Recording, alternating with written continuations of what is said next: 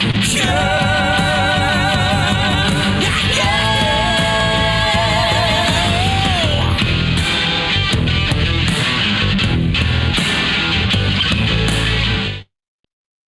ladies and gentlemen, welcome into the Every Point Sports Podcast. I am Jack Stash. We've got the old gamer GK with us. What a fantastic opening that was, huh, Greg? That was great. I loved it. Thank you very much. Listen, I am so proud of that. I finally finished it last night about 2:30, 3 o'clock in the morning. I don't know if you guys don't know, but I have a nice little setup here, a nice little studio area for my streaming and everything in my bedroom. My bed's right over here, and my girlfriend's over there sleeping. So as soon as I'm done, I finally put the finishing touches, and I look at it, and I am so damn proud of this. Like I was so happy. I was gonna text it to you. I'm like, listen, I know he's probably bartending, so I could probably send it to him and not wake him up, but I didn't want to take that chance. So instead, I waked my girlfriend up. Good, good. So, Let her, yes. yes, listen, I am super proud of that. I put a lot of work into this stuff, and everything came out better. We got a new intro this year. We got a new backdrop on this. We got Jack and I doing interviews in the pictures, as you can see. We got a new graphic for our best bet segment. So that's exciting because we Yeah, it all feels know fresh. Jack loves his best bets. I do. So we got a nice new little logo for that, and I don't know if you guys picked up on it, but after all the pictures, and right before the Every Point Sports Podcast emblem comes up, I have my logo, then I have Jack's logo, then I have our logo together, that which is pretty cool that I Yeah, I thought came it was a up great with. combination. Yeah. And then that turns into the Every Point Sports Podcast. So it's Old Gamer, Fantasy Farm Sports merged together into the Every Point Sports Podcast. So a lot of thought went into it. All Yeah, right, it's is great all work. I'm saying. I thought it looks really I'm good. here. I'm not here patting myself on the back, but I am because I'm really proud of it. So, All right, well, welcome in everybody. We've got a new fresh look from Old Gamer GK and Fantasy Farm Sports. I hope you guys like the whole revamp. Let's just dive right well, into the new. first, I want to say welcome back, everybody. Listen. We've had months off here. We haven't been on since Super Bowl. So football's back. Jack and I is back. We got a lot of knowledge to share with you. I know we said we are going to do some baseball stuff this year, but life got involved. But Jack and I are going to be back every weekend now. We'll throw some fantasy baseball news in there, some baseball news period as it happens because playoffs will be starting soon. But football training camp starts. So training camp starts and we start. So I am super, super happy to be back here every Sunday or Saturday sometimes if I'm going to have work on Sunday or so Jack has something. But we will be here every week with you guys. Just hit that notification button over there on YouTube, on Fantasy Farm Sports, over on Old Gamer GK. Hit the notification on there. And every time we go live, you'll know we go live. Yeah, it sounds great. We got a new subscriber yesterday, so we're up to 178 now. That sounds pretty Awesome. good. Feels Awesome. good. We did a couple put out a few more shorts yesterday, so we're fully, like you said, we're fully back. Big Yes. news today. Big news. You want to jump right in or go ahead? Yeah. Jump right in. Jump right into it. We're doing baseball. We're going to be doing. Yeah, we're going to jump in with baseball because that's the sport that's currently going on. Yes. Okay, we do have training camp stuff, but let's talk about baseball. Tariq Skubal was just traded from the Detroit Tigers to your America's favorite team, right? The Los Angeles Dodgers. Actually, it's their most hated team. Tariq Skubal was just traded from the Detroit Tigers to the Los Angeles Dodgers. I guess we'll go with first thoughts. All right. My first thoughts is it's a great move for one reason, and we talked about this during our our little meeting we have before the podcast. Is that it came out that Ohtani is not going to be pitching in the foreseeable future. We don't know how long that is. Could it be a month? Could it be 2 months? Could it be the rest of the year throughout the playoffs? We don't know. But this move kind of says he's done pitching, at least for the most part. I don't know if anybody's seen, but about 5 days, 4 or 5 days ago, he's standing on home plate, getting ready to bat, and he's hitting the hell out of the side of his leg, right where his knee was. Something was stiffing up, something wasn't feeling right. As soon after that game that came out that he's not pitching for the foreseeable future. So they made this move, which makes sense. Yeah, I mean, look, they needed another arm, Yeah. Mhm. right? They got Emmett Sheehan back there. Robleski's had a nice season, but they've had Did what's injuries. his name ever, come back? Who was that? Sheets? Is that who it was? Diaz, their closer, I don't think has come back. That they No, he brought. was a starter. He was good last year. He got hurt. I had him on my team. I had him on the IR. I can't remember what his name was, but did Yeah, he ever come back? he hasn't. No? That Okay. I'm sorry. That's not, I know what you're talking about another lefty. The velocity has slipped over the years. And he's a lot like Scooble. Scooble's got 97 still in the arm. This guy's got about 92.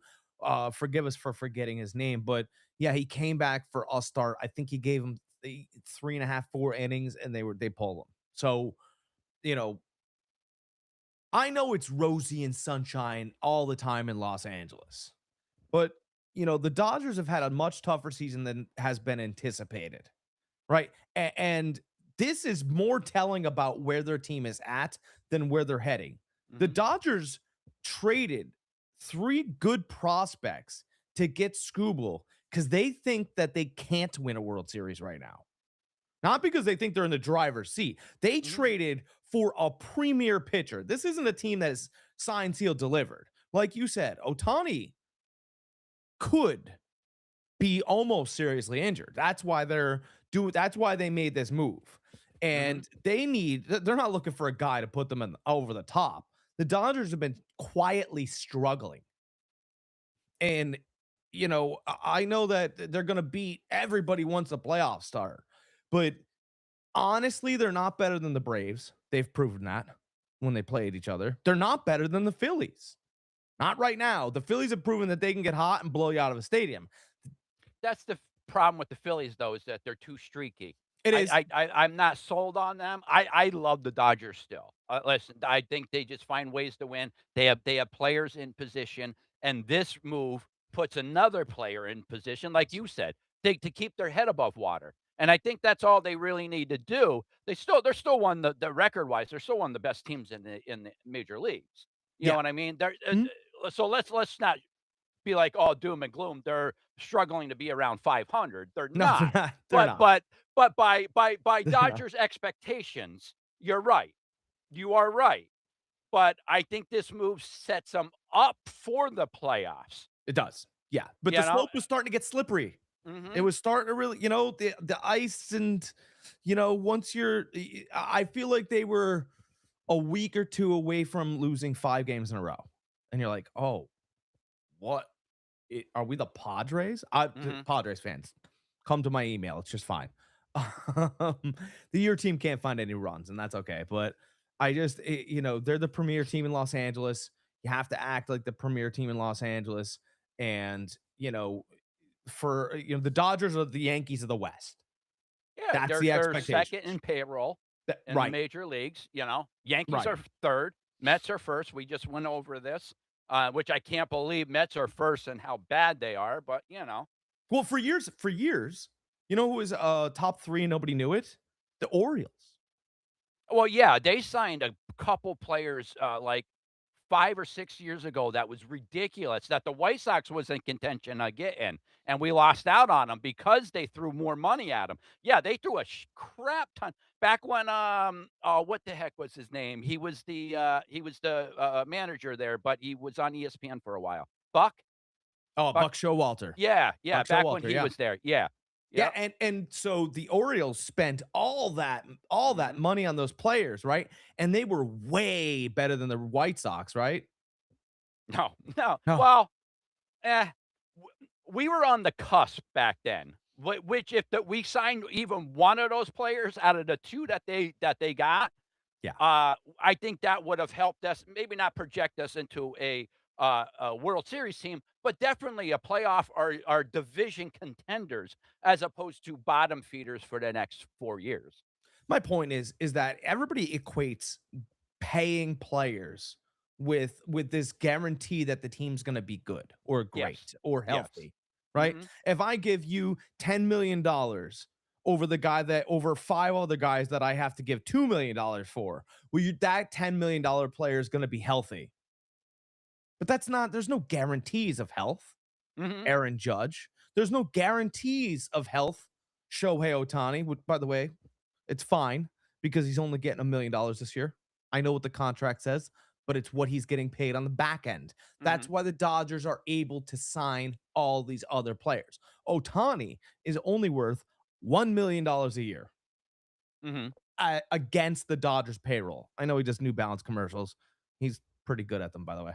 Um, but the truth of the matter is that everybody wants to be mad about the salary cap. What they should be mad about is the fact that the Dodgers cheated the salary cap. They backdoored most of the contract. Mhm. That's where the upset feeling should be. Look, the Mets are chucking money at all their guys. Mhm.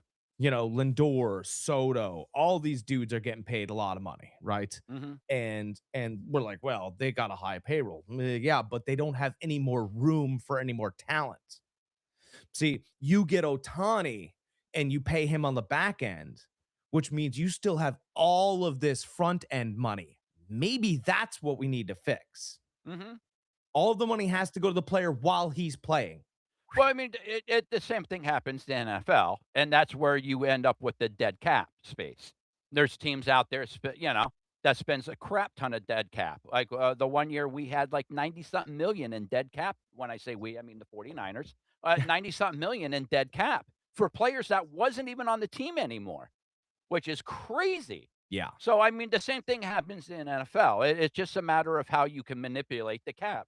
And that's where those teams that end up doing well when a cap's introduced is they know how to manipulate that. So the Yankees did it for a while. Dodgers are doing it now. Mets never could do it. They just, Well, you know. and in the NFL, right? Everybody paid attention to all that, right? In the NFL, they manipulate the salary cap. Yes. In baseball, there is no salary cap.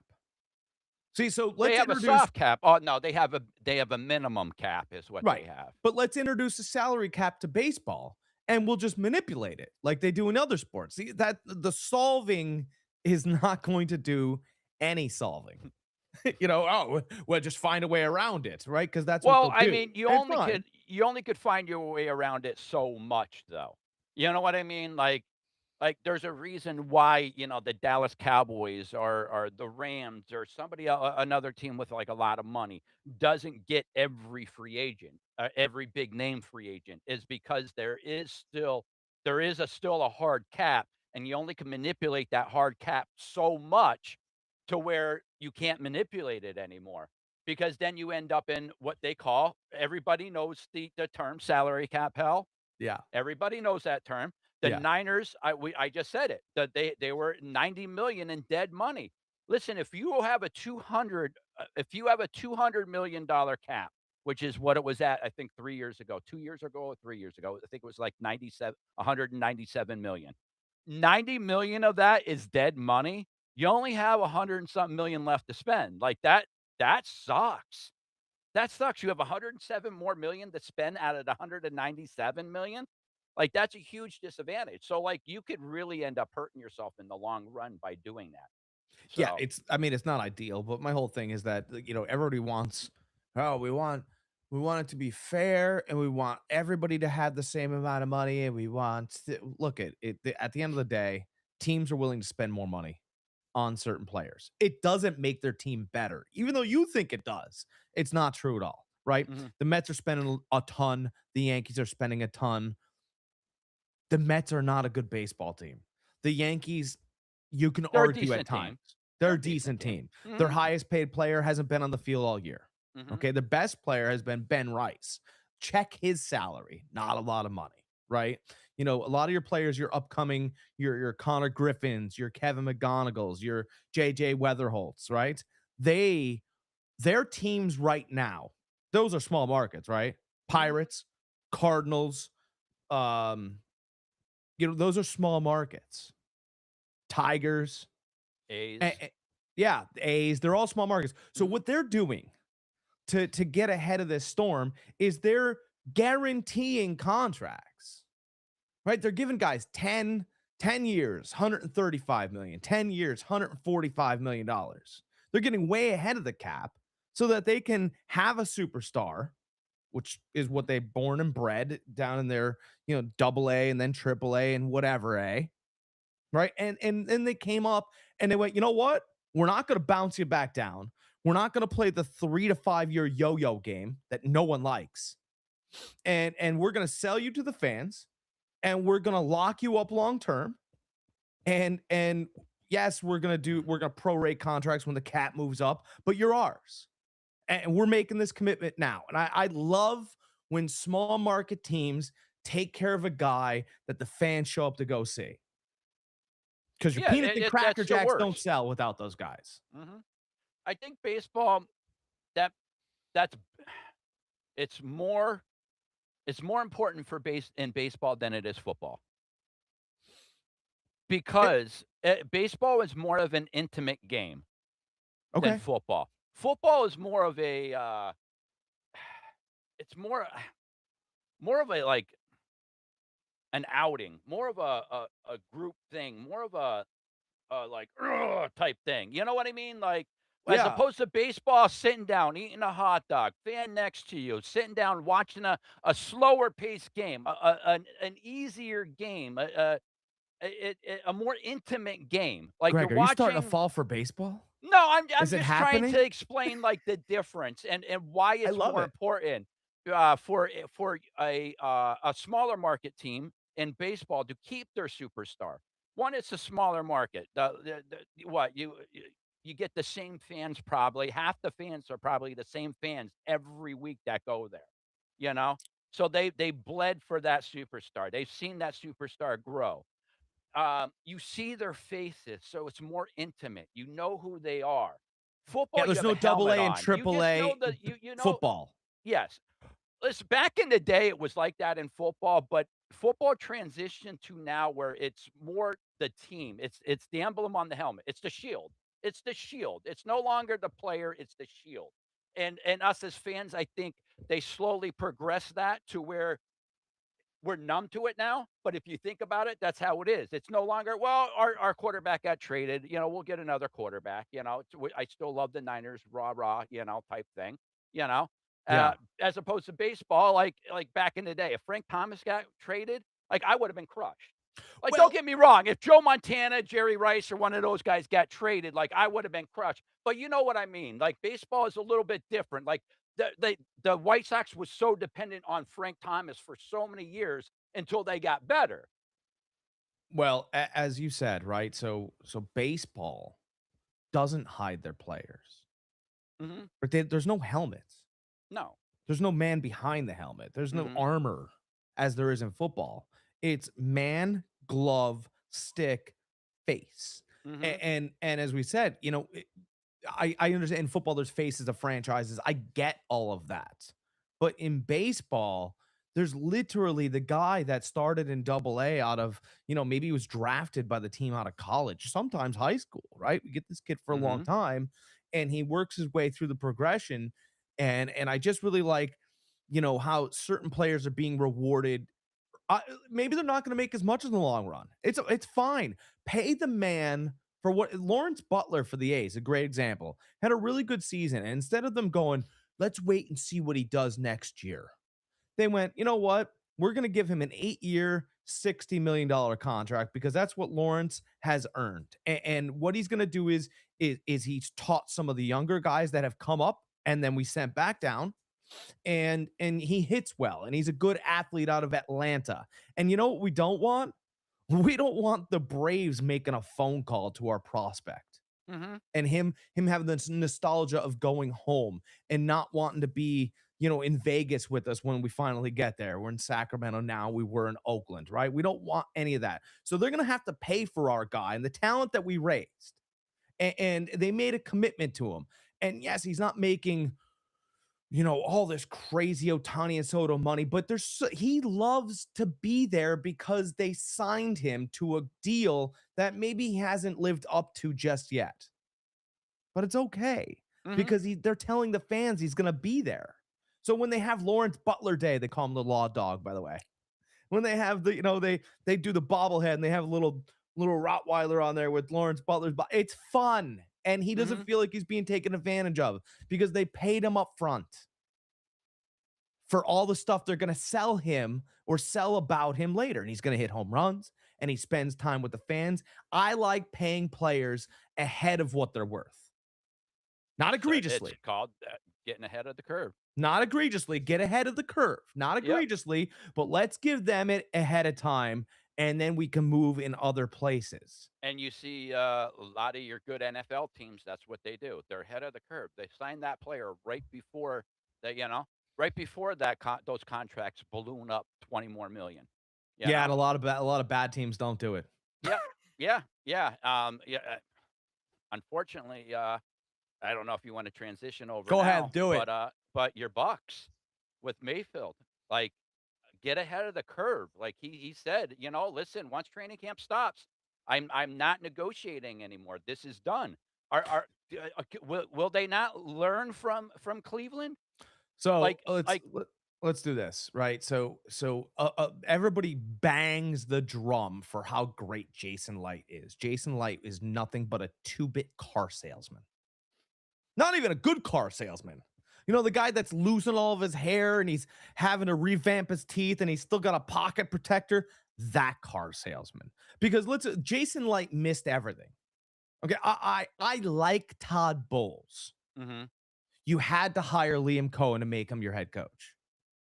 That's you needed. He left your building because, and you know what? You could have moved Todd to defense coordinator or whatever Todd wanted to do. Move him upstairs to hang out with his buddy Bruce Arians. You could have Mhm. done a lot of things. Todd's a nice guy. Liam was the next thing. He left and proved he was the next thing. Yeah. Right. And you offered Baker Mayfield the franchise tag money. Yeah, 2 years, 100 mil. With a little bit more in incentives he could have made, but not much more than that. You 2 offered him years, 100 mil. you offered him the franchise tag money. Yeah. And so After only getting paid $33.2 million this past year, which what you which well, they said, and I don't mean to cut you. I fine. just wanna throw this number out real quick. Now, remember the number I just told you what he made. Mhm. They have a metric that they do, what he projected on what he did for that team, what he shoulda got paid, which was 58 point something million dollars. Mhm. Yeah, so what they offered him, I think they offered him the years the first time, right? They offered him 3 years, and they offered him a pay raise. They offered him 3 years. This is my guess. I'm speculating because I can speculate about two-bit car salesmen. Again, right? Their lots don't last long, and their people leave them, and they run out of cars. I guess they're not making any more cars. They offered him a pay raise. So a pay raise from this year, he's getting paid $28 million a year. They offered him 38 for the next 3. That's what they offered him. And that's what they did. That's what they did because you don't act like you did at a press conference unless you were offered under 40. Mhm. So they offered him a pay raise and they offered him a $10 million pay raise this year. So they would have given him $10 million on top of his 28 this year. And then it would have been 38 and 38. While Mhm. Tampa Bay, by the way, saves themselves $80 million in Mhm. cap room for it not to dead cap it. Yeah. Okay, that's what they would have done. So, and then right before he's about to take the field in training camp, they moved the offer to the franchise tag number. Mhm. Brother, I would Yep. never play for that organization Yeah. ever. He's going to play out this contract, and then I would go, I'll either go somewhere else or retire. Yeah. I'm done here. Yeah, because they could technically, they have his rights for 2 more years with the franchise tag. They could slap that on 2 years in a row. Yeah. And they and what I don't like, this is the two-bit car salesman part of the Jason Light, is that you used Adam Schefter. You hid behind little 5'4", 5'5" Adam Schefty, right? You hid behind him to deliver the message. Oh, we offered him 50 plus. Mhm. We offered him a little over 100. No, you Yep. didn't. No, Yeah. you dangled it out there the last day and you stole a year off of him. That's what you Mhm. did. That's why Mike Evans left. Yeah. That's why Mike Evans left. And Which and I am super excited, and we'll get to that when I get into my Niner news. Oh boy. that's why Mike Evans left because he was tired of playing the game. And when you get older, you get tired of playing the game. And Mhm. there's been I've tangled with a couple, more than a couple, stupid people on the internet because Mhm. their argument is, well, do you know what Tom Brady took less. And they're completely wrong. Tom Brady got paid less. He was offered everything. Yeah. He was offered everything. See, the offer and what you want is completely different. 2 Tom totally go different things. Two totally different things. They went, Tom, we'll pay you the world. Mhm. Because there were other teams out there that were not offering to pay a 400,000-year-old quarterback. I know he was only 45, something. Mhm. But they offered him everything. And he went, well, what if I take less? Can I call Gronk? Can I Mhm. call Antonio Brown? Can I call my guys down here? And they went, well, and he went, I'd really like to have my guys down here. He Mhm. used that money for leverage. The little he left on the table, the Bucks weren't able to spend how they wanted to. Absolutely not. That was Yeah. Tom Brady's money to be spent other places, which is why he left New England. Bill was spending all of his money on defense. Well, So Bill spare wasn't me. really they weren't spending really anything because everybody who they were bringing in wasn't really all that great. Well, That some was of the the leftover, downfall of them is when Tom Brady left, all these deficiencies started showing up. money was the money they wouldn't pay Randy Moss, they paid Darrell Revis. Right? So Yeah. so Yeah. Bill Oh, was yeah, Bill I was got you. Yeah. Bill was spending all of the money away Mhm. from Tom, and that's why Tom Brady left. And Tom was okay until he started getting absolutely crushed. The O line wasn't as good. The O line coach retired. All these things happened. But all these Tampa fans are like, well, Tom Brady would have never done this. Like, but Tom Brady held a gun to your franchise, and you Yeah. had to deal with it. But he won another Super Bowl. Yeah, he won another Super Bowl. Congratulations. I get it. But he was 44 years old. He brought his guys in. Let's not Mhm. pretend like everybody else wasn't behind. By the way, that was the COVID year, right? Mhm. That was the COVID year. Was it the COVID year? It was. Okay. Yeah. Yeah, it was the COVID year. So he brought guys that he knew in, so they didn't have to learn anything new. Mhm. And by the way, all these younger bucks that were trying to learn stuff and catch up and be in the league, they couldn't practice. So I just spare me the whole Tom Brady argument because it's null and void. It's stupid, right? It's a bad argument because Baker Mayfield isn't going to use any of his money for leverage. No. No, he just No, wants he to wants get to get paid. paid what he deserves because he's on the cheap. He's been on the cheap when he signed there.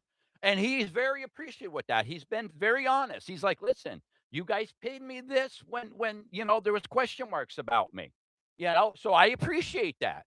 But listen, look what I've done for you. Like you got like that front office for 2 years in a row praised him, Yep. his leadership, how hard he works, what he does on the field. What was it? Week 15, the guy could barely freaking walk. He leads you down for a win. Yeah, he You he know, played like he played with 6 injuries last year that, I mean, they were bad. They weren't he injured or sprained a pinky. and listen, we were all talking about it. The first 4 or 5 weeks when that team was healthy and he was healthy, he was in the conversation for MVP. I They said said it multiple times. Like, I know it's only 5 weeks in, but like that's our job is to talk about stuff like that. yeah. That's what we do. Mhm. Listen, he played like one of the best quarterbacks in the league. He was unreal. And now But we then find out. unfortunately injuries happen. Listen, I'm going to love this year's Baker because he's out for blood. Well, we find This is the Baker we're gonna see this year is the Baker that planted the flag in the Ohio State yep. field. That's Yeah. the Baker we're gonna get, a pissed off Baker Mayfield. MC sprained his MCL and LCL in week 2. Mhm. By week 5, he couldn't move on it. Well, he had what? A cracked rib, 2 cracked ribs or something Yeah, like but that that it doesn't was? matter. Who You cares? know? Who cares? But he didn't play as well. Are you guys crazy? Mhm. Crazy. Yeah. Okay, because if that was your beloved Tom Brady, it wouldn't be happening. Mhm. It just they're different men, they're different core. Let's do this, right? Liam Cohen is in Jacksonville now, right? Trevor Lawrence had a great year last year. Mhm. Did he throw for 40 Jags touch? all around had a really good year. Did he throw for All 40 around. did he throw 40 touchdowns? No. Okay, well Baker Mayfield threw 40 touchdowns when he had Liam Cohen. Mhm. Why is Trevor Lawrence getting $55 million a year? Does he have more playoff wins than Baker? No. No. So I'm lost again. I Mhm. really am. But Baker's inconsistent. Do you know last year was like Trevor Lawrence's first whole consistent good year? Yeah. Like you might Mhm. like him because he's beautiful. It's fine. You might like the chin, the long blonde hair. We're talking football here. He's Mhm. not even the best quarterback in Florida. He hasn't been. And over the past 2 seasons, Baker Mayfield ranks, I was third in passing touchdowns Probably somewhere in there. and top I'm not 10 in sure. yards. He has to be up there. And top So, 10 in yards. mhm. So when people out there in the internet go, well, he's not even a top 15 quarterback, you're wrong. Mhm. It's the numbers have supported it.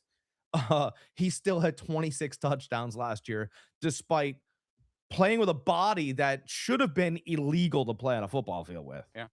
Yeah. So Yeah, he played with injuries that most people would have just been like, "I'm on the IR." I can't believe the doctors let him play, to be Mhm. quite honest. I mean, Yeah. I because at some point you have to sit there and go, brother, you're unfit to take a hit. Like they do it with boxers. They go, you know what, Mhm. man, you can't take any more punches to the head. Mhm. And instead of sitting out because he knew he was in a contract year, he went, I'll just not get hit in this area. Yeah. And I mean, it got to the point where I think it was in week 8, he threw a ball. And by the way, the reason why he went writhing to the ground is because he had a torn bicep for weeks Mhm. and he had to wear a sleeve because it was purple from here all the way up in his throwing arm. Like, Mhm. he's still ripping the ball. You guys don't want to pay him. That's fine. Yeah.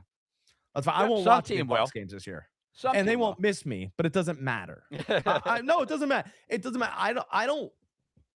I only want to watch teams that treat their athletes like they want them there. You Yeah, know, and I get it. and why would you want to do anything otherwise? Mhm. I want to Yeah, watch. Vita Vea wants out of there. Mhm. He wants to go to a California team or the Raiders. Yeah, he's telling you he wants to go to play in San Francisco with Mike Evans. He's done with it. No, I mean that's just it. Now, well, he did say he didn't specifically say the 49ers, but he is from the Bay Area. He Hey, around one of the counties around the Bay Area. He is from that area. But he did say California team or the Raiders is where I want to be traded to. college kids will put up with this nonsense. They Mhm. will, right? Because they're college kids, and it's what you have to do to learn the business or whatever, right? But these aren't college kids. I'm not. Jason Light's like, well, what if I throw in a pair of windshield wipers? Yeah. And you're like, windshield These wipers, these players are starting to see the light of day. It all started windshield with wipers, Evans. huh? Yeah, big time. It started with that. Yeah, and Windshield then it wipers. went to Baker, we're not signing or, sorry, Vita, and now Baker. Like, the writing is on the wall for that team, and I think, the owner needs to wake up a little bit. I starting to think that Mike knew. Yeah. I think Baker believed, and Mike knew. Mhm. And the big divide here is Mike left and Baker went, "Oh, okay, well since Mike left and that some of that money stayed here, then my hope is alive." And when the money stayed there and they wanted to pocket it, he went, "Shh." Mike knew. Mike knew they were going to do this to me. And, like, let's face it, it's not like Mike was getting 27, 30 million. Niners signed him for 13 mil. 13 mil. That's it. He's getting 2 years, 13 mil each year. Yeah, So it's he walked not like he's getting a crap ton of money to come over no, he walked away to not have to deal with it anymore. with I the just don't. BS. Hey, can I just play football? And I just don't want to just don't please don't call my home phone. Mhm. That's what he said. Please don't Yeah. call my home phone. I listen, I love you, Tampa. I appreciate, everything that we've done together. But I'm out. I see the writing on the wall. I know what's happening. Yeah. And again, it's going to be Bulls will be gone. Light will be gone. Hopefully, I'm hoping that they trade Baker Mayfield and somewhere, Mhm. I don't think it's somewhere. gonna And happen, but no, man, I like I I'm more entitled to think that they're gonna hold him hostage, probably, you know, probably.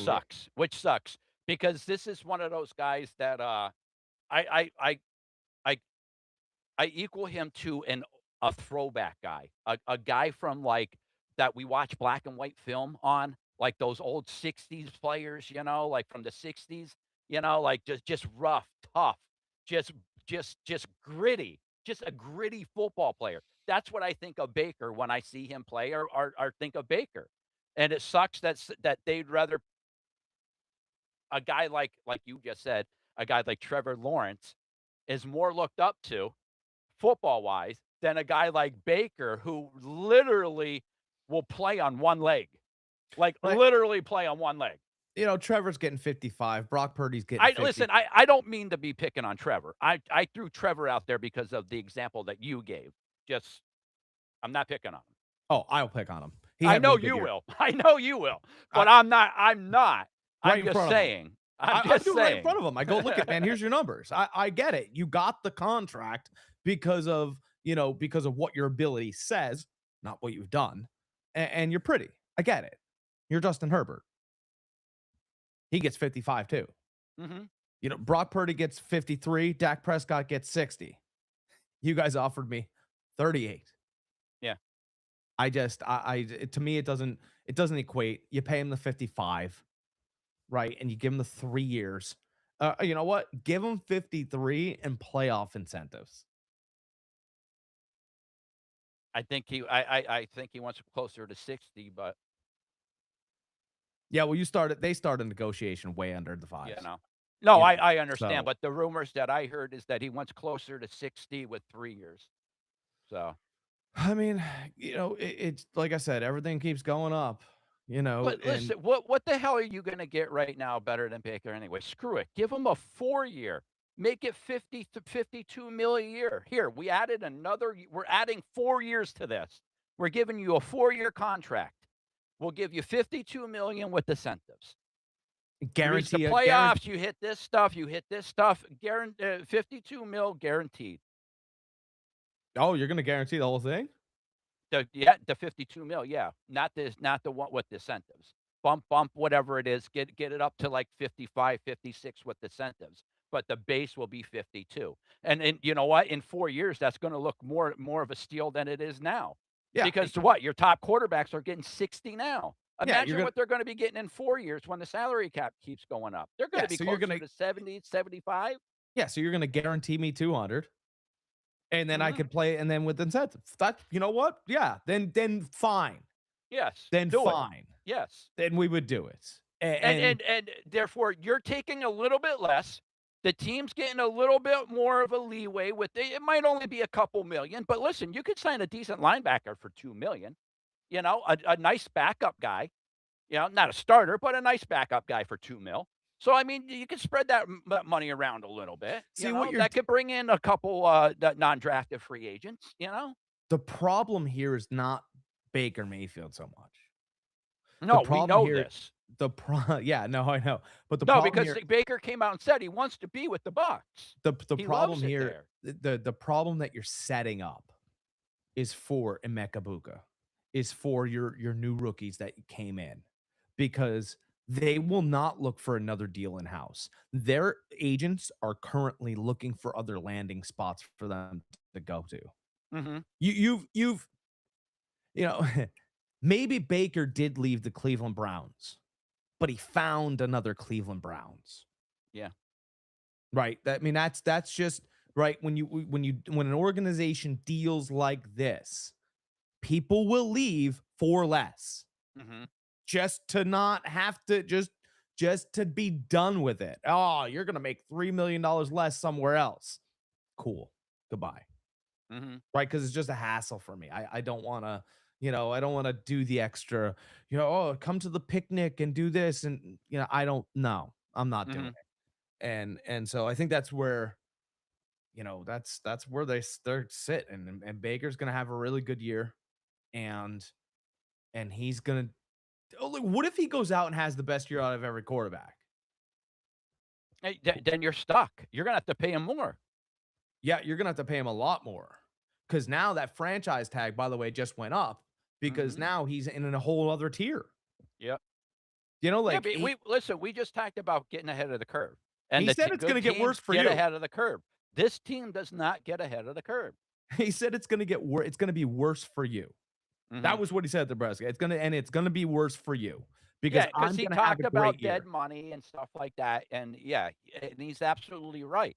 This was a win-win situation for both sides, and the Bucks didn't wanna do it. So, all right, on to I another can't team. believe it. I can't believe it. The only person that makes your franchise watchable just lit you on fire on, on Yeah, national TV. and when he's healthy and the team is healthy, you guys play very well, be in a playoff team. Yeah, So, you know, numbers comparable to Josh Allen, by the way. yeah, They're pretty close. you know. Oh, well. What are you gonna do? So I just laugh. What are you gonna do? You just laugh about it. It's funny Mhm. at some point. Speaking of, Josh Allen, how about Buffalo's new stadium? That's gorgeous, huh? I haven't seen any of it. I haven't seen any Oh, live man. pictures. Good I did looking. they had a live thing on YouTube, a live tour of it. Mhm. Dude, it's so nice. It's Yeah. so nice. It's a stadium that I wish listen, I know the Niners spent a crap ton on their stadium, but listen, our stadium's crap compared to some of these newer stadiums that came out. Like, they're so nice. They're artwork is what they are. Modern art is what it is. Yeah, beautiful stadium. Buffalo fans are gonna be extremely, happy, playing in or going to that stadium. Uh Speaking of, before Mike Evans, I wanted to talk a little bit about his what's going on in training camp with him. Uh, I personally seen two catches. Well, sorry, I seen one catch, and one catch was out of frame. That's how high he jumped. The guy, they said he's not the fastest guy on the field. They said, but he said in the red zone, they said he said he could have out jumped two people standing on each other's shoulders for this one catch he went up and got. And that's the one I'm talking about where the pitcher came out and you see his like chest and down. You don't see Yeah. anything else because he was so far out of frame. That's how high. They didn't think he would jump that high. So that's why it wasn't in frame. Oh So the wow. guy has serious they said that jump he could have probably touched the back of the top of the backboard on a basketball court. That's how high he jumped. So the guy has serious hops. He's making incredible catches throughout the camp. The one I seen, it was a 65-yard bomb. He went up, got 50-50 ball. Gorgeous, gorgeous. So very, very happy with him. Other Niner news, since we're on the Niners, I want to talk a little bit about him. Ricky Pearsall out for the season, PCL. Same problem he had last year. Um, I'm starting to have a lot of questions about the 49ers training staff. Listen, he was out for the majority of last year, at least 6 games, 7, I think it was 8 games total he was out with that PCL. Um, they wanted to supposedly heal natural. Listen, you guys need to be better than this. Like, this is a multi-million dollar organization. You guys can't he needs surgery all of a sudden, out for the year? That shit should have been taken care in the offseason. I'm sorry. Somebody needs to do their job over there, and it looks like the training staff is not doing their job. Let's that are freaking somebody listen, either move the damn practice facility or somebody bomb the hell out of that freaking electrical facility they have going on there because these injuries are adding up. Again, no Pearsall. Unless that's a training staff issue, which I think Niners dropped the ball on that. But now a undrafted free agent, Kamara, defensive tackle, carted off knee injury. Height, our third round pick injury. Who else? Who else? Who else? Oh gosh, I had all a bunch of these names. We had a ton of injuries the last like week since training camp started. Um, this substation, I don't know if anything to it is true or not. I know a lot of this talk was going on before after you and I was done with the podcast, Yeah. so I haven't really touched on it. Uh, But I listen, for as much injuries as mounted up there, I believe there has to be either something to that or this training staff that has been there for 5 years. Maybe we should think about outing them and bringing in somebody different. Um, they've been there since actually, they've been there longer than 5 years. Shanahan fired the previous one. I think it was his 2nd year into his coaching stint when he had all those injuries. He's like, "You guys are done. We're bringing these news guys in." Supposedly, they had state of the art stuff, this and that, and this and that, and they talked them up so much. Well, I'm sorry, since they've taken over, like, we've had one of the worst injury bugs in the league every year, and something has to change. Um, Besides that, there's a couple other things I wanna touch on really quick Well, just is let me oh, go ahead. just I just want to look, the Shanahans, not just Kyle, Mike, notoriously run their players tough. Yeah, I mean, no, they run, absolutely, yeah, mhm. and so there was no substation in Washington. There was no substation in Denver. Mike's players got beat up. And maybe we need to take a look at how we're running our guys. I'm just it's just it's seeming to run in the coaching family that our Mhm. guys can't stay on the field. I know. Let's do an investigation on an electrical substation. It sounds crazy, and maybe it's not. Listen, it does sound crazy, but when you do the science on it and you look at it, it's definitely it could have something to do with it. It is known to, if you live next to one, it is known to weaken, soft tissue, weaken ligaments. Like, it's known to do that, and it is a very they showed it. It's bigger than the practice facility, the substation is. It's huge. Yeah, but you can practice But anywhere. anyways, But enough of okay, that. no, no. But D and let's say that was a listen, minor concern. even if that's a little bit in a player's head, for free agents, if you're a free agent and you're a conspiracy theorist, oh, that substation, you're not gonna go there. If it's a minor concern, there are other places to practice. No, and I agree. I agree. Why are we practicing there? Well, they're talking about moving the practice No, facility. no, no, you could practice. There's other practice facilities throughout California. No, I'm but that's I their get it. headquarters. That's their place, that's where everything is. But They're why don't we just talking try about moving it practicing now. somewhere else for a month and see if nobody gets injured? Yeah, we could. Like, we're just guys on a podcast chatting here, and no one's come up with this idea. I think if you thought it was a little bit of something, you wouldn't have gone back to the place. Just like, hey, Sally, Joe, Dave, John and Paul, they all saw ghosts in that house. Well, you know what? Greg and Jack are not going to spend the night there.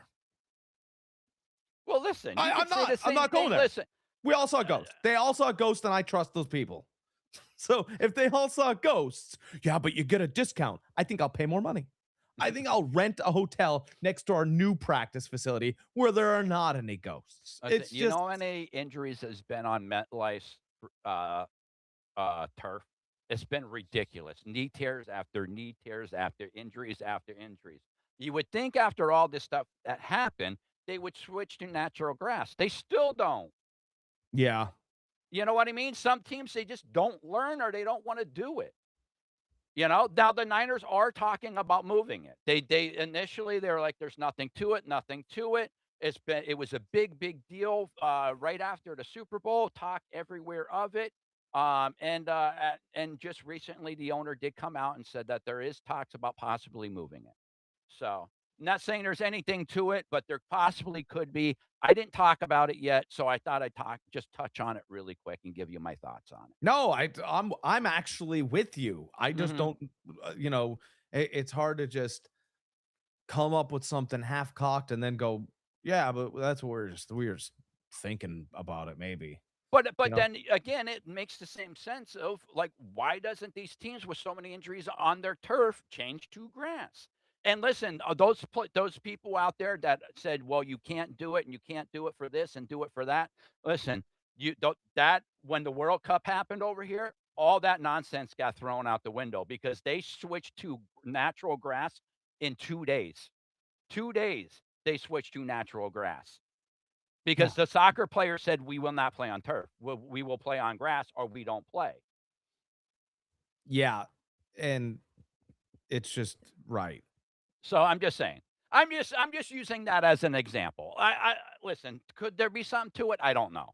No, but I'm Is saying there something to it? It's a possibility. why not treat it like it is? They're not even Exact doing that. That's my thoughts, They put the is idea out there even that if there's a 5% chance, you as an owner of a team, I'll get rid of that 5%. We're moving this shit. they put an idea out there for people to chew on that they didn't even believe in. Yeah. That's what Well, drives the me owner crazy. came out initially when all this came out. York came out and Jed York and was like, "Oh, it's nonsense." Blah blah blah. We had our own study done. They said no, it doesn't do nothing. Blah blah blah. But then all these other scientists came out and said, "No, he's actually wrong. This is actually what happens to the human body when it's bombarded by this, and this." So, again, Eight what ghosts. So eight people said they thought there were ghosts over here. okay. I don't have to. I don't have to stay in that room. I don't have All to right. stay in that. I don't have to stay in that house. Right. If you think that there's a possibility of this being a problem, then why are we practicing there? Let's just try Mhm. to practice somewhere else for a month and see if we have less injuries. See if we feel Exactly. better. Why Yeah. why wouldn't we try that? And why okay, you don't want to change the practice facility, that's fine. How about you foot the hotel bill? It's not a big deal, right? Mhm. Just for 1 month. And Yeah. we'll conduct our own study. They never believed it. They put it out Yeah. there. I would believe in the ghosts, but they unfortunately they didn't believe in the ghosts. Yeah, we'll see. We'll see. So there it's a possibility the training facility might be moved. And next on the list is Brock Purdy. Um, Looking good at practice. Leadership has jumped up a lot. He's been a lot more vocal. A little problem we've seen though, and it might be because of just not being on the same page because so early in training camp, not being on the same page as wide receivers. He's layering all of his passes even ones he really shouldn't be. He's putting too much air under them. They're not inaccurate. They're accurate, very accurate. But last year, it seemed like he had more zip on the ball in training camp. This year, it's like you don't see the zip there. Mm. Everything's a layer. But again, some people speculate that it might be because, like Mike Evans, a lot of these guys, even Cowling and Watkins, they weren't really on the team last year because they were hurt all year. They don't have the rapport yet, so he's just trying to be accurate with the ball. Later on, they might see the arm strength, but last year they said they seen the arm strength. I'm not there at training camp, so I don't particular see it.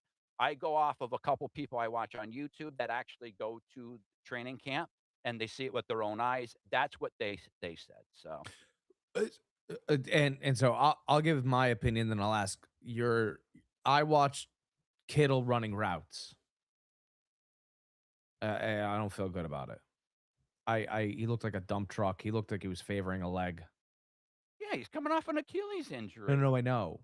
But a bigger man coming off an injury like that, I just, maybe we'll see him by week 6. I think it's yeah. I was thinking around 4 to 6, somewhere in there. He's still targeting week one. Um, That's crazy. yeah, I don't see it. I mean, I didn't see it either. every doctor, everything says at least 9 months. This isn't even close. If he does, it's going to be phenomenal that he's even back on the field. But I personally say you hold off for a little bit with them. Got bring them back 5, 6, week 4, 6, 5 or 6. You go out there, you sign somebody that's still a free agent, tight end wise, because right now you don't you have Willis on the team and Noah I Font or something like not Font. I just I watched him forget try what to his name cut is. and go Farrell. Farrell. upfield. I What's I I that? watched I watched a cut and then a go upfield. Hmm. And I saw him cut, and then I watched the transition, and I went, "If you run like that, you are going to be killed." Now he did hit 22 miles an hour on a straightaway sprint. Yeah, I think yeah, and but we both know the ACL is not, I just watched him cut, and it was almost like, man, I feel like you cheated there. Hmm. You didn't put any pressure on that. You knew you really couldn't, and they put out this tape for people that don't really know how to watch, Hmm. somebody run and cut and stuff like that. I just, Yeah, listen, I it's an Achilles injury. He's not gonna be 100% right now. I mean, even for him to be out there doing what he's doing, I think is impressive. I think kind of Aaron Rodgers kind of set that standard. When he got that surgery, it kind of set a different precedent on how quick you could come back. because if they would have made it to the division round, the AFC Championship, he could have came back and played after injuring it week 1, Yeah. which is absolutely incredible. So I think that kind of set a different precedent. I think it's a little bit easier for a quarterback because he's not out there making the cuts. Like, because listen, um, Hushmanzada, I don't know if you guys remember him, TJ Hushmanzada. Yeah, He played for Bengals. the Bengals, played for the Seahawks. Yeah. Very, very good possession wide receiver. He said, "Listen, it's not about how fast you are in the NFL." He goes, "It's a matter how fast you can stop." He Yeah. goes, "You need to be if you can stop on a dime," he goes, "I don't care if you run a 4.55." He goes, "If you could stop on a dime and make a cut in your route running and not lead with your shoulders and not lead with your body and make it look so natural," he goes, "you'll play for 10 years in the NFL." So Yeah. that's big. Listen, I just said Kittle running 22 miles an hour, impressive, and I'm just kinda using that as context because of where he was with the Achilles injury. But what you said is perfect because it's not about how fast you could run on the field, it's about how fast you could stop and make those cuts, and if you can't make the cuts, you're really not doing anybody any justice being on the field. Yeah, Lynn Swan, famous for ballet, right? Mhm, Taking ballet just so that he can kind of flow. mhm. And, I just when I saw Yeah, the cut up the linemen would take karate, martial arts, boxing for their hands. Defensive linemen, same thing. Um, when Bill Walsh was the coach for the 49ers, every year he would bring in a boxing guy just to teach the offensive linemen and the defensive linemen better hand movement. yeah, I mean, wrestling's huge, right? Because that's what you're doing, right? You're trying to wrestle past a guy, right? Mhm, You're digging and well, yeah, but a lot of it's wrestling, right? Like, mhm. Oh, yeah, you yeah, know, leverage and, it's not always the listen, I know it's hard to move a 350-pound guy, but I've seen a 250-pound guy move a 350-pound guy with technique and, balance, right. yeah, you know? So listen, if you can learn how to use that weight and that force against that person you're going against, like wrestling, that's a huge, huge thing. So, no, you're absolutely right. Absolutely. So, I was wondering if we could touch on a little bit of fantasy. I wanna talk one more person really quick, Sure.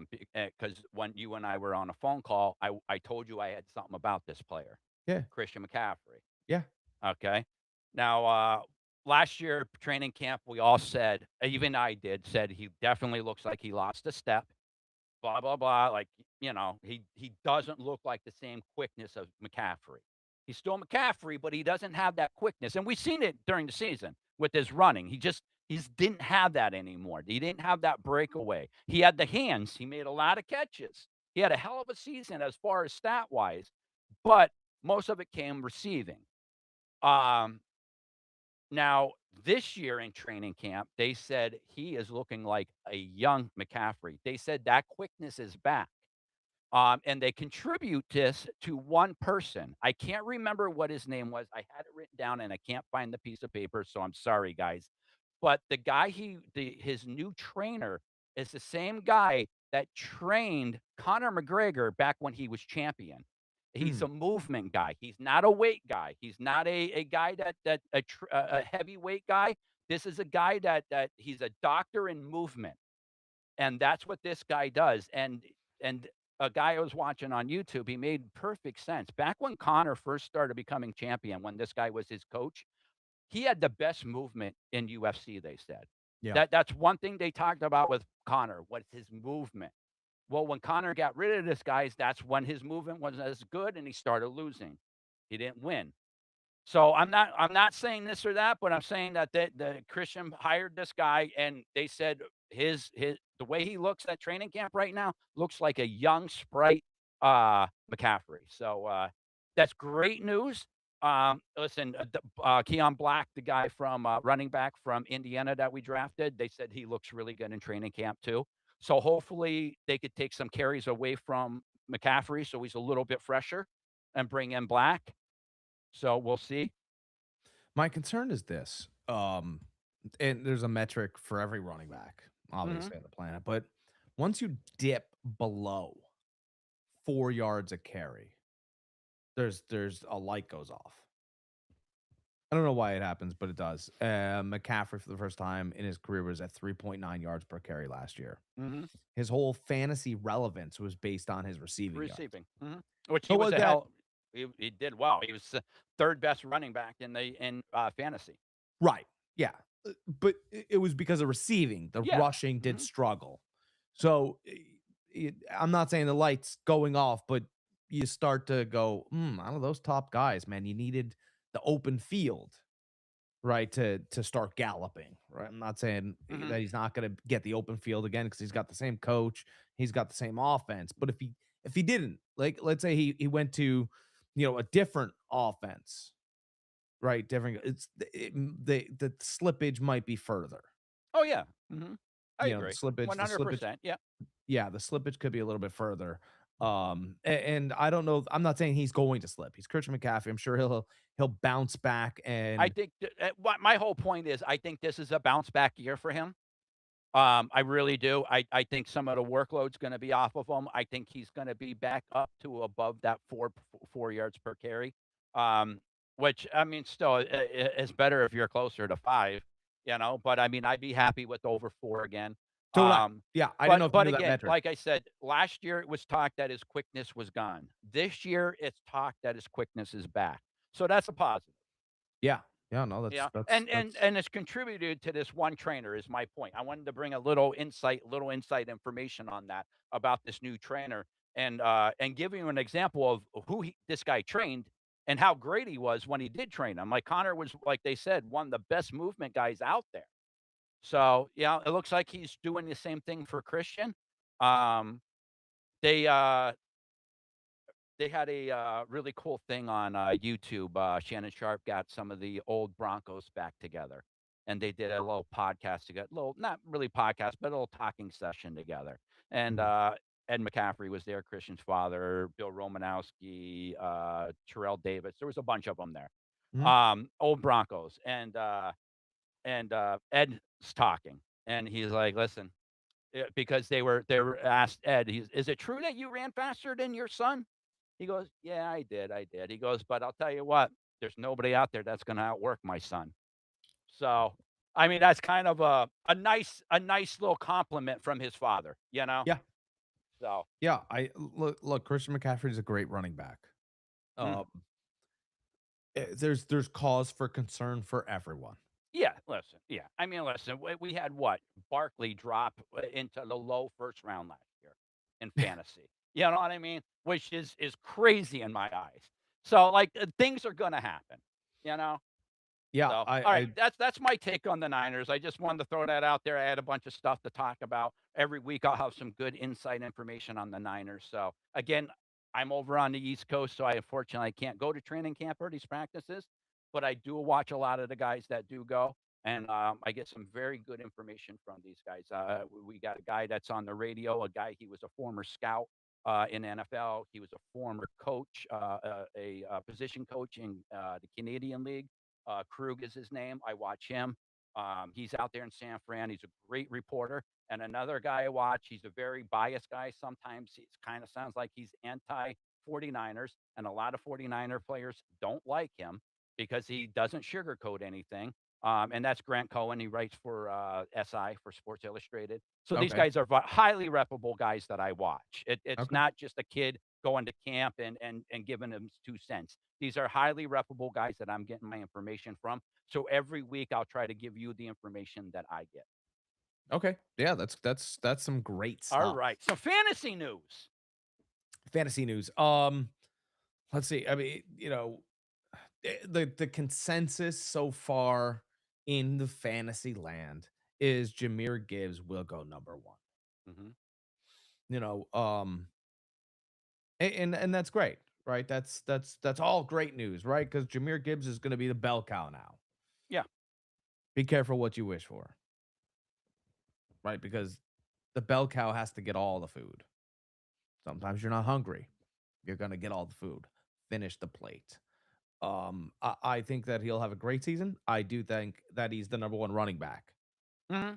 Oh I yeah, think he's the number one absolutely. pick. I Yep. think all of these things. But again, just like with Christian McCaffrey, I do like to caution. Hmm. I do I like to think any caution. of these players you kind of have to caution a bit. Well, there's a player in the top 5, and I will not mention him because we don't have to, not yet. But there's a player that's gonna be a top 5 pick that I would 110% run from. I wouldn't want anything to do with him. Currently, his team is a mess. Mhm. There's already injuries happening that will affect him. And I don't believe that I don't believe that he's going to be able to carry the load. Mhm. I don't. I think that this team is in a lot of trouble already. And although they had plans before everything settled in and we got to camp, all those plans are gone. Mhm. All those plans have been destroyed. But you guys are gonna have to follow us every single week because I'm not just gonna hand deliver that player to you. That we can't do that, right? You need to like, you need to subscribe. These are the things that you guys need to do, and we'll start hand delivering players, right? We'll Mhm. start now. Look, if you can guess the guy, I can't stop you, right? And if you want to jump in the comments, that's fine as well. But again, I can't just spoon feed every single one of these players. I have the information. Greg has the information as well coming out of 49ers camps. And we know exactly where these players are. And I think he's being drafted way too high. And, Mhm. and he's beloved in the fantasy community. But it's just I would be buyer beware. Okay. That's the stamp I would put on this player right now. Buyer Mhm. beware, because you might not be getting what you think you are, and you're not getting the security that you think you're getting either. Ooh. Little teaser for later on in the season. Yeah, I buyer beware 110%. And we'll get to some fantasy stuff. Greg, we got just in a little bit. We're gonna do our other league picks. Ooh, that's the one that's the sleeper one? Yeah, I'm gonna go on Facebook. Well, we do have only 9 teams. Okay. We only got 9 teams out of 10 teams. Not a big Somebody would deal. join. Not a big deal. I only need 1 team. So what Yeah. we'll do is we'll call it the mystery team. Right, the mystery team, right? And that's what it'll say. It'll say mystery team on a piece of paper.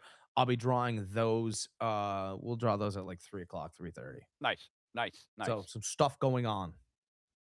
Nice. And guys,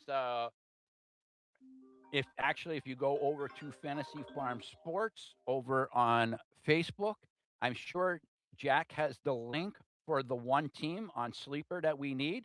If you guys want to hop over, join that league. It's $100 league, correct? Yeah, it's really expensive league. $100 league, 10-person league.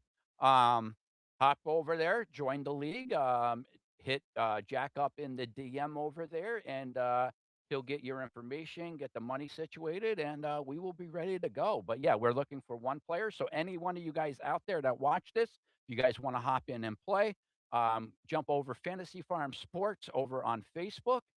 Jack has the link on there. It's for the Sleeper app. So it's super easy to use over there too. And yeah, we'd be super excited to have you. PPR redrafts, right? So you're right out of the gate with everybody else. Again, you'll Yeah, be unfortunately, I'm losing my McCaffrey for this. So, but I listen. agree. A lot of the new people coming into this league, we should do a redraft. So we will. Yeah, there's just there's no way to really walk around it. I mean, look, I've got players I don't want to lose either, but Hmm. I'll just commissioner pause and make sure I can get those players. I'm kidding. Okay. I don't do those things, but it'd be hilarious. But again, with 10 guys, you should be able to find players in the waiver wire that you find are valuable throughout the season Yeah. anyway. You Listen, if could do it you in guys that football. played in a 10-person league, you guys know every team's a super team. I mean, it really is. It's crazy. Even the people on your bench, people would die to have in a 12-person league or 14 person. Imagine 14-person league. Those people on our bench, they'd be drooling over. Yeah, Yeah. it's a super league. Nick, or my buddy Nick last year, he was in a league where you had three quarterbacks, starting three quarterbacks. That's kind of wild. And that's yeah, could It's help or hurt different. me. Yeah, it's different. I don't think I'd wanna play, but, you know, 3 I've done quarterbacks, super that's flex. crazy. What's that? I've done super flexes Yeah, before. I've done yeah, yeah. I'm They're not a okay. fan, so Yeah, never mind, really. and then we're in an old school league, we've had this league for years and years and years, where it's a non-PPR league, guy. It's old school. That's Yeah, a that tough one's league. that That's one's a tough, tough one. and it's Yeah. that one's filled. That one's Yeah. been filled for a Yep, while, yeah, but no, I'm just letting everybody know that, listen, we just don't do the PPR. We do old school stuff too. Back when I first started playing fantasy, football, we used to have to grab the paper, go through all the stats, write down how the score. There was no PPR, so and then that's kinda how this league is, no PPR. Your running backs is old school. Your running backs are your big dogs. Wide receivers are kinda secondary in that league. fantasy is greater than reality. Is it? Oh, yeah, for sure. Okay. Yeah, it's not even All close. right, guys, that's about it right now. Did you want to talk about the Shador Sanders at all, or looking pretty decent in camp? Yeah, I mean, Shador Sanders, yeah, he's gonna win the starting job. I mean, you can't continue to look, just because you wanna pay and you wanna have to no one wants Deshaun Watson, by the way. No. So the fans don't want him. You're stuck paying for him. Fine, whatever. I to be quite honest, what I would do, if it can save you any money, I would just release him. Yeah. I'm not sure if it will. I know the guarantees have gone away. I don't I have don't think I contract. cut. Yeah, it's. I think that's it's. I think it would cost him more in dead money than it would actually to keep him. I don't have structure in front of me, right? I don't have any of the contract issues, but I will tell you this. I think that it's you just start Shador Sanders and then have your backup as Dylan Gabriel. I Mhm. think both players can deliver just as much as Deshaun Watson's going to, and the fans don't want to see Deshaun Watson. No, the guy hasn't played what 3 years. The, Last year the, he played for a little bit and he didn't look good. yeah, it's over. It was a great idea. The money should have gone towards Baker Mayfield. Tampa will learn their problem soon. Hmm. So Yep. yeah, I like Shador Sanders. Unfortunately, I think his biggest problem is he smiles too much for the town of Cleveland. Hmm. Right, that guy likes to smile. Very sorry. He's The he's people in uh he's very um image aware. And I he think just that's likes because of the family that he comes from, you know? that guy is having a good time no matter what he's doing. If he's Mhm. bowling, he's like, "I'm bowling." Yeah. Like, he's just having a good time, Mhm. and I feel like unfortunately, he's playing in a town that's draped with miserable people. Yeah. It is Cleveland, I get Yeah, it, yeah. and you It's guys a can't leave. dreary, dreary city and, a lot of poverty there. Right.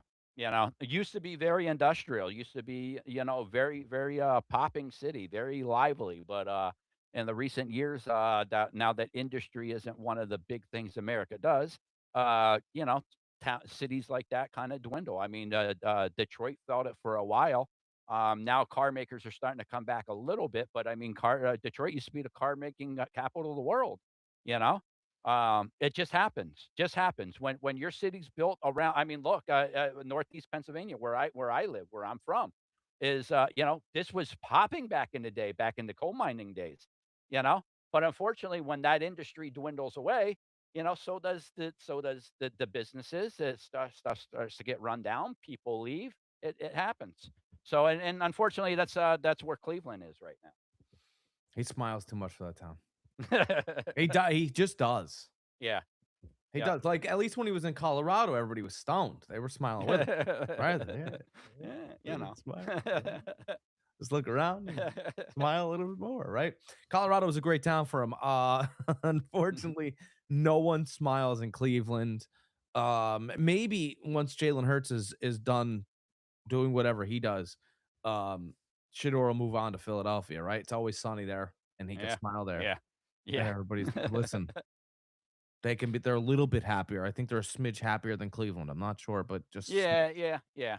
Yeah, they're no, Philly's happy place right now. They've won something recently, and now they got LeBron, so they're even happier with their 76ers, so, you know? Yeah. Yeah, Y LeBron will be, yeah. a nice facilitator. Yeah, and listen, he's a nice piece to go with, Jaylen Brown and, Maxey and, Embiid that they have a nice team they have going on there. So, no, listen, they put together something in the offseason. He hasn't been able to carry a team in 5 years. And that's the great thing, he's not gonna be asked to, you Perfect. know? Yeah, like you said, facilitate the ball, you're good at that. His basketball IQ is second to none. So, you know? Perfect spot. I liked Yeah.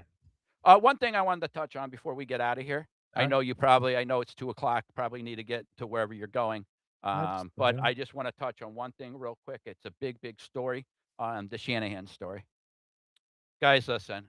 If there's one thing we could learn about this, stay off your phone if you're behind a wheel. All right? Can we all just agree on that? Like, your car is a weapon. Okay? Listen, everybody wants to talk about, somebody walk a concealed weapon carry permits, this and that. Listen, anytime you go get behind a wheel of a car, you're carrying a gun.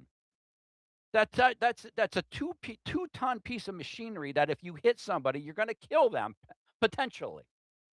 So stay off your damn phones, please. Listen, this coach is one of the best coaches in the world, one of the most brilliant minds in the NFL. On your phone doing something stupid. He said he wasn't on his phone, that he dropped it and it went down in between the console. Leave it there until you pull over. When you're behind the wheel, your concentration should be on the road and the vehicles around you. But instead, you drop your phone, you go to get it, you take your eyes off the road, you swerve into the other lane and hit a 21-year-old. And it doesn't come out that it was actually your fault until you came out and said it was your fault. Originally, it was presented to us, and I presented it to my girlfriend like this was, listen, I understand he was on his phone and dropped it, but the girl came into his lane and hit him head on. That's the initial report that came out. No, what in all actuality, what came out was that what ended up happening was dropped his phone, bent over to pick it up, eyes off the road. He swerved into the other lane and hit the woman. She could have been killed over a phone that you dropped. Over a phone? Like, can we all just agree? Just stay off your fucking phones. One, it's against the law. You're not supposed to. But I don't want to pull that card because we all speed. So I don't want to, I'm not holier than thou type deal. But one thing I don't do, I'm not on my phone. There's no, especially nowadays, there's no reason with it with hands free. No reason with it. Like I could literally talk to my car and send a text. I don't need to pick my phone up. I could just talk to it. And believe me, Shanahan has a lot of money. I'm sure he's not driving in a 1985 Bronco. You know? I'm sure he actually, I know it wasn't. He has a Tesla. It was a Tesla he was driving. So listen, just stay off your phones. That's all I'm going to say about that. Um, he should be fined. He should be reprimanded in any way possible. Do I think the NFL should get involved? No. But I think that Shanahan should turn this into a positive and kind of speak out a bit against people being on their phone while they're driving and be an advocate against it. Yeah, I mean, I don't believe any of the story. You know, I don't so believe that it was the phone. I don't believe the way the whole thing was handled. It was handled as if we were trying to cover something up. So I'll oh, just it definitely assume. no, it definitely was. So I'll Yeah. just assume that you were at fault in every lockstep of the way. The phone is a nice way for the public to be able to digest it. Well, how they found out with the phone was because they could pull up phone records. And when the time of the crash happened, his phone was live. He was on the phone. Yeah. Police at the scene, did they give him a DWI? Did they No, do any of these things? Right. So they did nothing. So he no. Tiger Woods the vehicle Oh, yeah, and we yeah, did nothing. yeah, no. Cool. No, and it was pretty much almost covered up to where it was her fault I know. Yeah. until he came out and said, "No, listen, these reports are false. This is what actually happened." Yeah. So, It's listen, could he have a been mess. drinking? Yes. I don't know. Right. But but the facts that I'm sticking to the facts that came out. And I just want to try to do a public announcement and give you my true feelings on how I feel about people behind the wheel and not just being on their phones, not paying attention, period. Like they think it's just a car. It's no big deal. They're protected because it's a steel cage around them. Guys, it's a weapon. It is a weapon. However you look at it, it's a 2-ton weapon. You could be going 25 miles an hour, bump into somebody and kill them. It treat it that way. That's all I'm saying is Yeah. treat it that way. Yes, stay off your phone. Don't pick your phone up when you're driving. But also just be aware. Just be aware of what the hell's going on around you. I didn't know they were trying to accuse that woman of being of causing the accident either. That's even Yes, worse. yes, yes, and what's another thing, funny about this whole thing is that everybody knows about Adam Schefter, always breaking news left and right, you know? He held off on it for, quite a while. It was 2 weeks before the Niners made a official statement at midnight, and at 12:01, Schefter tweeted out. Would you call him an investigative reporter? I No. would say he kinda probably does inside favors, He's a holds off tool. on certain stories because of, listen, it happens. I mean, Stephen A. Smith talked about the Allen Iverson when he covered Philly sports down there. He goes, if I would have printed half the stuff that Allen Iverson was doing going to those clubs that he asked me not to do, personally asked me not to do, he said he would have been criticized even more than what he did when he did play. He goes, I chose not to divulge that kind of stuff because he asked me personally. And to me, it wasn't something that Yeah. really deserved to be for me to write about, you know? So it's one of those things that I scratch your back, you scratch mine. Listen, next time I have breaking news, I'll text it out to you. You have breaking news before anybody else gets it. Yeah, That's how I we'll look call at it. you yeah, you're a reporter. You're not an Yeah. investigative reporter. No, no, no, no, Yeah. no, no, no. Right. You're an insider, is Yeah. what you are. Yeah. You know people inside. That's Yeah, what you are. you lose one word. Yes, yes, absolutely, Yeah, you're a absolutely. reporter. You're an anytime reporter. Like, Yeah, I'll do it whenever I and want. let's face it, maybe ESPN will get back to doing reporting, but now all they are is just TV personalities. That's all they are. That's They're true. starting to get away with that. And by the way, I'm so freaking happy this happened. I was in smiling ear to ear when Ryan Clark got fired. I cannot stand that guy. He was the biggest race baiter on TV. Everything that came out of his mouth had to do with race. Or if there was no connection to it, he'd find some way to connect race to it. I couldn't stand him. I I could feel not bad for him. stand him. Huh? I feel bad for him. I'm happy. I'm happy. He I still has feel his pivot podcast. Let him have that. Listen, there's been too much stuff that's come out about him.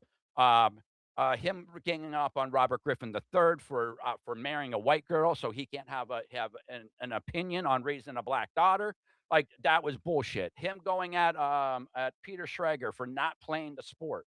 Like anytime a football player says, "Well, you didn't play the sport, so you can't have an opinion on that," I have no respect for you anymore. Yeah, I didn't like the Peter Schrager thing. I think, here's my thoughts on Ryan Clark, and then we'll get out of here. Okay.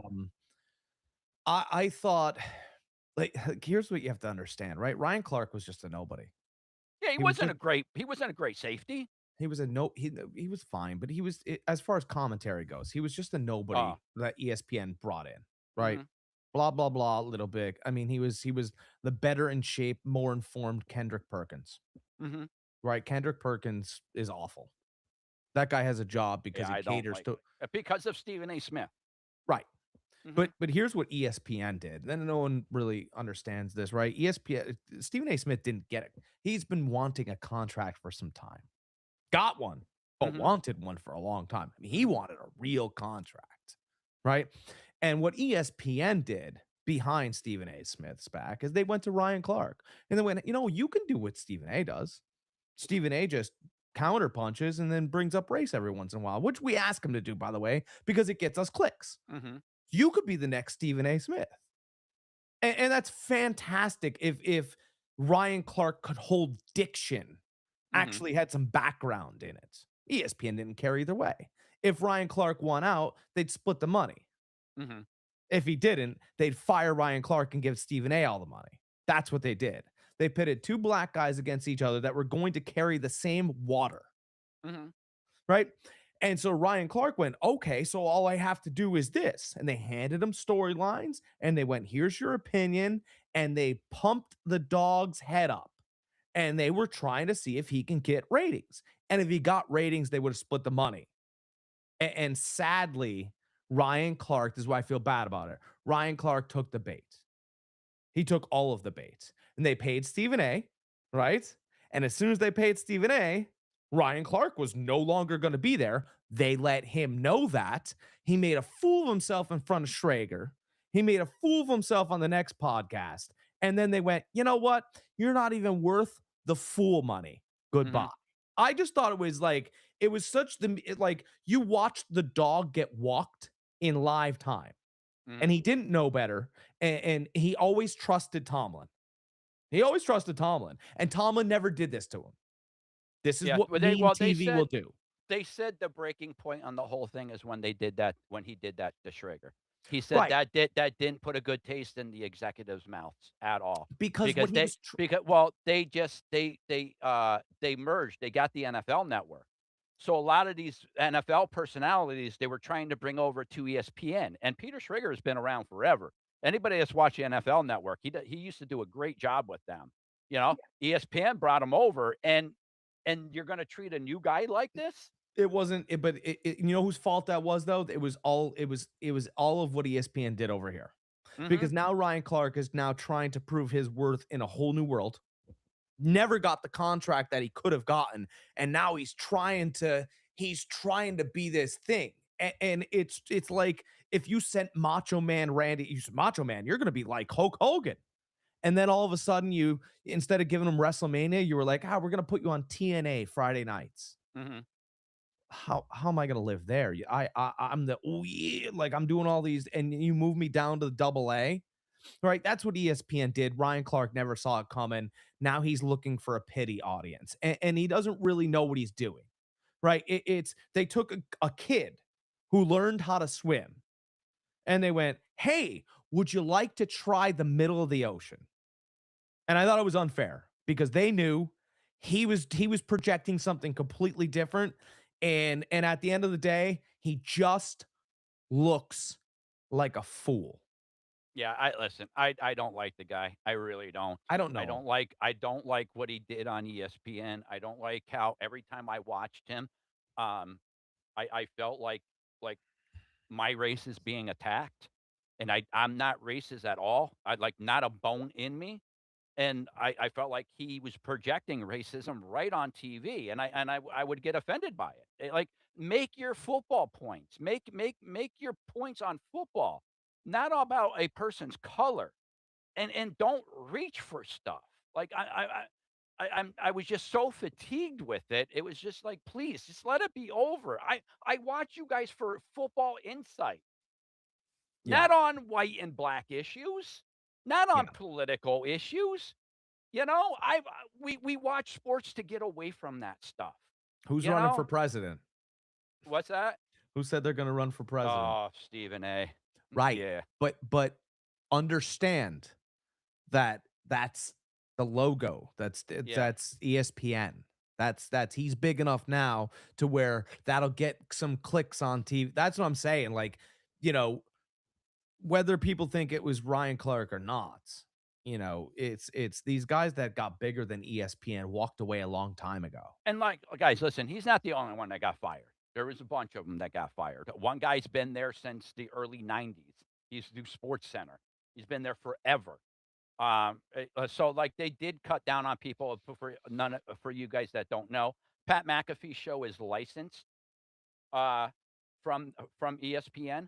They don't own anything with the Pat McAfee show. They actually pay Pat McAfee to have his show on ESPN. He's up for a new contract. He's getting a pay raise with that. And also, if you guys don't know, he's a big part of that new vibrant thing they have going on College Game Day. They brought him in. Kornheiser retired, unfortunately. He was just old. He's that fresh new face. He does a great job for him. So he's getting a pay raise there. The guy's gonna be he's gonna be the highest paid person at ESPN, even more than Stephen A. Smith. So, good job by him. And they Um, said they fired Cam Newton. They really didn't fire Cam Newton. no, Cam Newton just kind of felt like he appeared every once in a Well, while. because that's what it was. You So know, so I thought he just made an appearance because that's of his podcast. that's I didn't true. know he was employed by him. Not really. But You know? they said we'll be, but they put Cam Newton a part of the Ryan The Clark thing. firing. Yeah. And the reason why they did that, sorry, the reason why they did that was so that the Ryan Clark blow wouldn't be as bad. You didn't Yeah. fire Cam Newton. Cam Newton went there because you asked him to a couple times. And then they went, "Hey, we'll offer you like $4 million for 2 years, and he goes, "Well, all right, man, Yeah, we'll do why that, I not? That's guess." more than my podcast is making. And you know, one thing I'll say about ESPN, which I think is great, is they did it for Ryan Clark, they did it for Stephen A. Smith, and they did it for Cam Newton. Is they allow them to push their platform. Yeah, that's They good. allowed them Yeah, to push their podcast, the Stephen A. Smith Show, the Pivot Podcast, Fourth and One, I think is yeah. Cam Newton's Mhm. podcast. Yeah, So they allowed them to push their platform. So I yeah, appreciate that about ESPN. A lot of companies would not allow that. yeah. No, you want my guy? You got to turn into us to watch that guy. I Right, don't want you right, right. turning in. You know what I mean? Yeah, So no, I so mean, kudos to them for allowing that. there are things that they do well, and there are things that they if you were smart enough to deny some of the asks, Hmm. right? So if you deny some of the asks, then that's fine. But at the end of the day, you can't allow a brand to push you in directions that you're not comfortable enough to act in. Listen, I thought he felt very comfortable talking the way he did. I really did. That's why I don't like him. I Oh, really don't. Ryan Clark? Yeah, yeah, God, I thought he looked yeah. stupid I every thought step of the way. when he talked, especially about the race stuff, he was very convicted in the way he talked. He was very confident in what he was projecting out. And was he pushed to do that to give his opinion and to go overboard? It's a good possibility. You could definitely be right. You know, but ultimately, I think he was comfortable in what he was talking and believed in what he was talking. Yeah, I thought he looked confident, but it looked like he had the information of a coloring book. So Oh, wasn't yeah, I he agree. wasn't so he Yeah, wasn't versed.